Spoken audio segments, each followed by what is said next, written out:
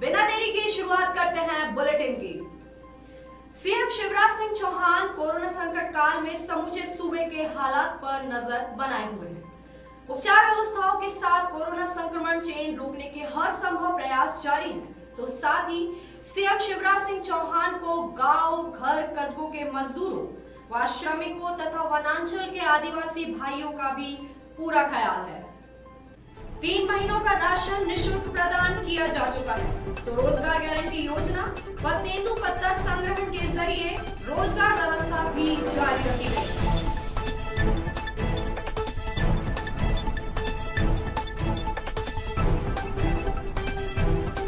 CM Shivraj Singh Chauhan ने 17 मई की दोपहर वीडियो कॉन्फ्रेंस के जरिए तेंदुपत्ता संग्राहकों से ऑनलाइन चर्चा की और करोड़ों की प्रोत्साहन राशि का आवंटन किया।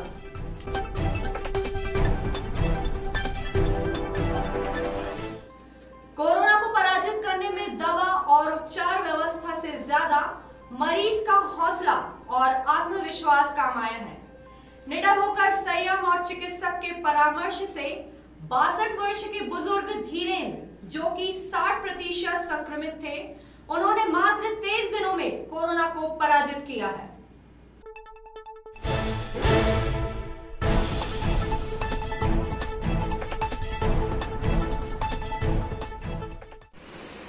मैं दिनांक 25/5 को 25/4 को इस हॉस्पिटल आया था डिस्ट्रिक्ट हॉस्पिटल।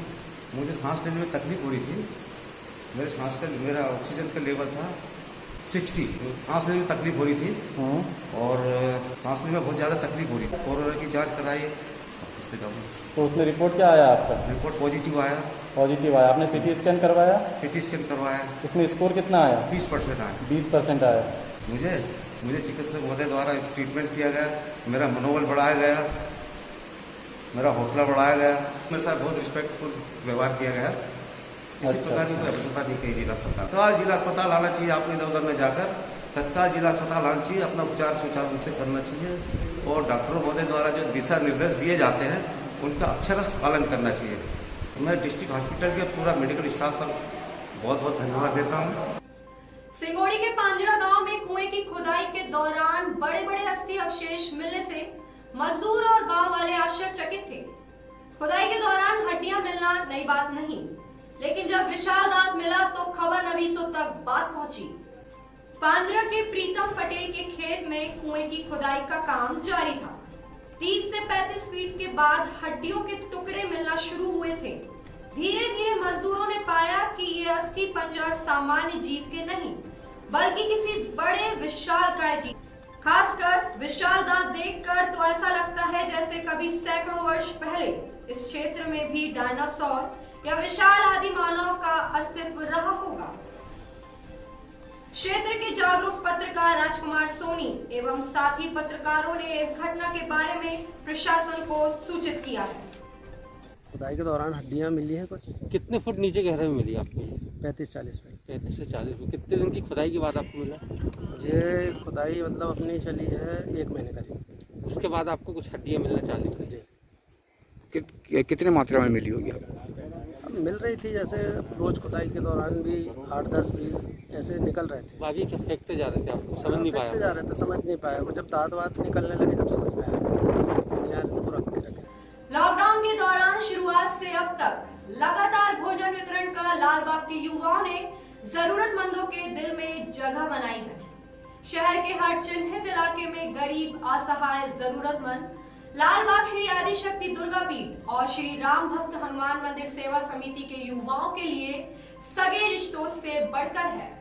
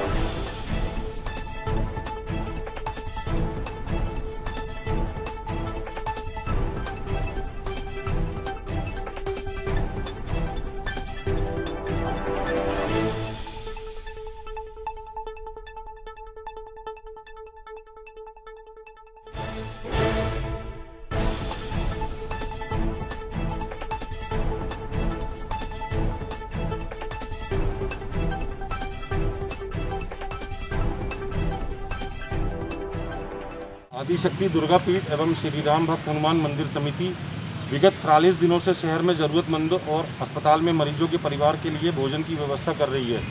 आज हमें जो दिन में भोजन के लिए सहयोग प्राप्त हुआ वो गरीबदास जी महाराज पचमेड़ी महादेव हरर देव समिति के द्वारा हमें भोजन के लिए सहयोग मिला। शाम को जो भोजन के लिए सहयोग हमें मिला है वो डॉक्टर राजेश राय लालबाग परिवार द्वारा भोजन के लिए सहयोग मिला। जनपद पंचायत बिछुआ के ग्राम चंद्रिकापुर में आलम यूं है कि जैसे पूरा गांव लावारिस हो। आए दिन सरपंच, सचिव, रोजगार सहायक गायब रहते हैं और ताला लटका रहता है। तो ये पंचायत में अभी ताला लगा हुआ है, यहाँ सचिव सरपंच नहीं है, तो क्या ऐसे ही पंचायतों में ताले लगे रहते हैं कि यहाँ? ऐसे ही महीने में 1-2 बार खुल गए तो खुल गए, नहीं तो पंचायत बंद ही रहती है। पंचायत बंद ही रहती है हमेशा। तो आज डेट क्या है? आज 17/5/2021 दिन सोमवार है आज। अच्छा, तो आप किसी काम से आए थे क्या पंचायत में? हाँ, मैं काम से आया था, संबल योजना कार्ड बनाने आया था। हाँ। मगर कोई है नहीं। अच्छा। मैंने 2 बार पूछा हूँ तो बोले आएंगे तब बताएंगे। अच्छा। जब बनना चालू होगा तब बताएंगे। अच्छा। मौसम की बेईमानी कोई नई बात नहीं, लेकिन ताऊ की आहट छिंदवाड़ा में आंधी पानी बनकर दिखाई दी। ताऊ-ते नामक चक्रवाती तूफान के असर के कारण जिले भर में कई जगह बारिश और कई ग्रामीण क्षेत्रों में ओले गिरने की खबर है।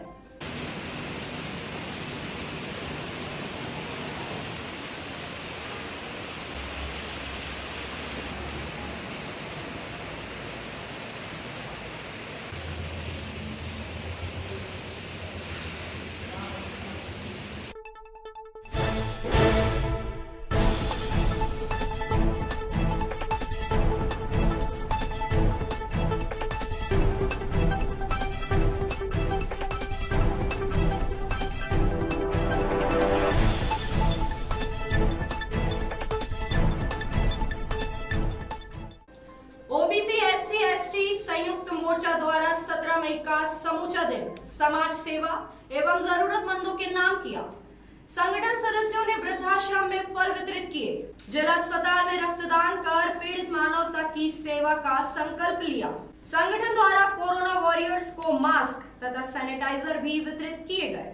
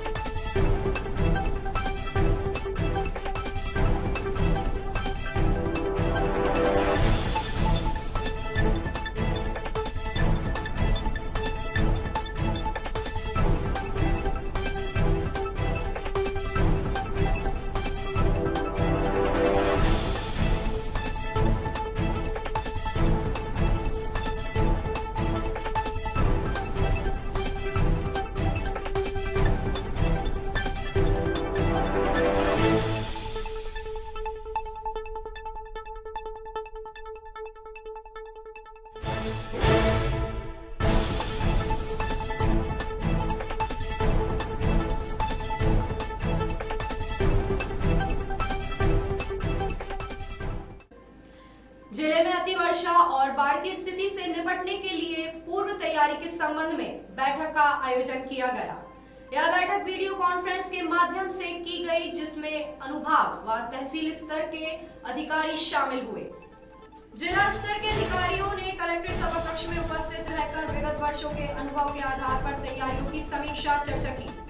अपर कलेक्टर रानी पाटन ने सभी संबंधित अधिकारियों को निर्देश दिए हैं कि अपने अपने विभाग से संबंधित बाढ़ कंट्रोल रूम, दूरभाष नंबर एवं मानसून पूर्व बाढ़ से बचाव की कार्य योजना बनाकर काम प्रारंभ करें।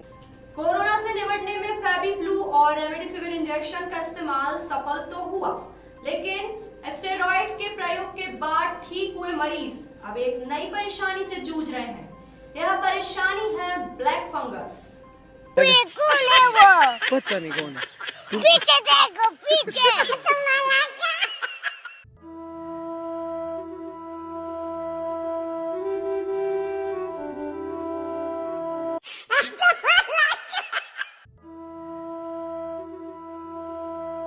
पीछे देखो, पीछे।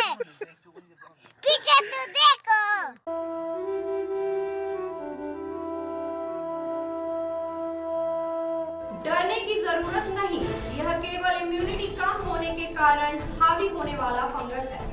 लेकिन अफसोस ये कि इस बीमारी के इलाज के लिए भी दवाएं डिस्ट्रिक्ट हॉस्पिटल में नागपुर रेफर किए जाने के बाद मृत्यु को छिंदवाड़ा में दर्ज नहीं माने तो फिलहाल अब तक ब्लैक फंगस से कोई जनहानि नहीं हुई है।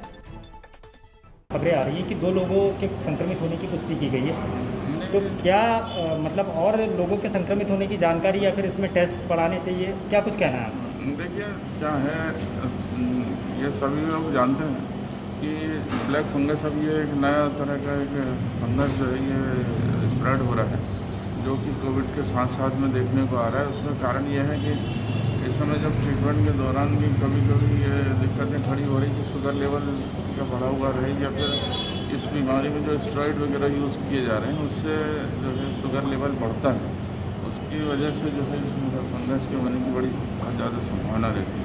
मध्य प्रदेश में या फिर छिंदवाड़ा जिले में सर अभी तक के आपको कुछ एक आंकड़ा पता है कि कितने लोगों के संक्रमित हैं? जैसे कि जो निकटवर्ती अपना राज्य महाराष्ट्र, वहाँ पर बहुत ज़्यादा लोगों के संक्रमित होने की खबरें आ रही हैं। छिंदवाड़ा जिले में जो है अभी 2 केस ऐसे सस्पेक्टेड अपने ध्यान में आए हैं और एक तो उसमें से रेफर होकर चला गया, तो अभी उसकी कन्फर्मेशन रिपोर्ट अभी तक प्राप्त नहीं हुई है।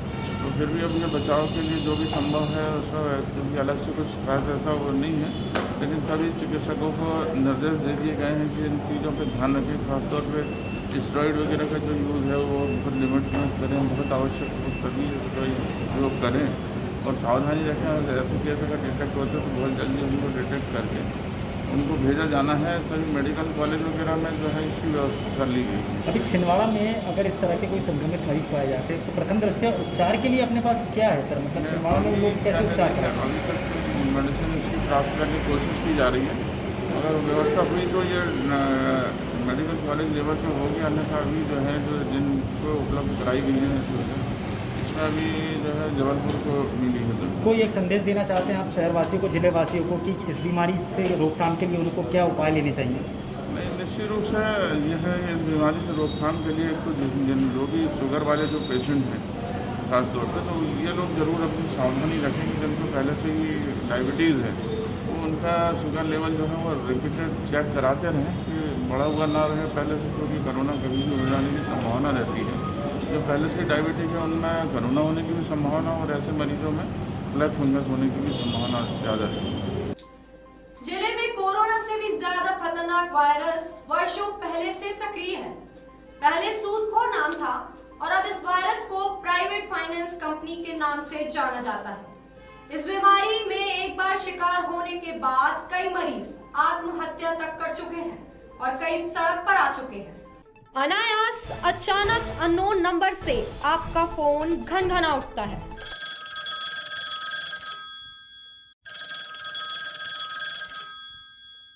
कोई जरूरी फोन तो नहीं, इस चक्कर में आप और फोन उठा लेते हैं।